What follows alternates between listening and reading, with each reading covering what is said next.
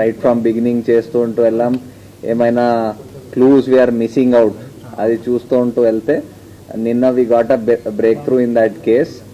And ఆ కేసులో ఒక నేబరింగ్ ఇల్లులో ఉన్న ఒక 14-year-old అబ్బాయి, he was found to have committed ఆ మర్డర్ని. బేసికలీ ఆయన ఏం చేశాడంటే వాళ్ళ ఇల్లు దగ్గర దగ్గర ఉంటుంది. సో వీళ్ళ టెర్రస్ నుంచి వాళ్ళ టెర్రస్ వరకు వితౌట్ ఎనీ ప్రాబ్లం వెళ్ళిపోవచ్చు, దూకి వెళ్ళిపోవచ్చు.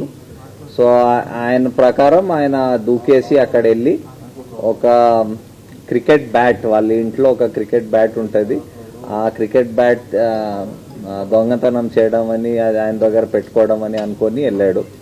సో అది వెళ్తప్పుడు అక్కడ అది బ్యాట్ తీసుకొని బయటకు వస్తప్పుడు ఆ పాప హ్యాస్ సీన్ హిమ్. చూసినాక వెంటనే అరిచింది. అరుస్తే ఈయన భయపడి ఇమీడియట్లీ ఆమెకి అక్కడ ఇంట్లో బెడ్రూమ్లో తోసేసి అక్కడ ఆయన దగ్గర ఉన్న ఆయన ఒక నైఫ్ పట్టుకు వెళ్ళాడు.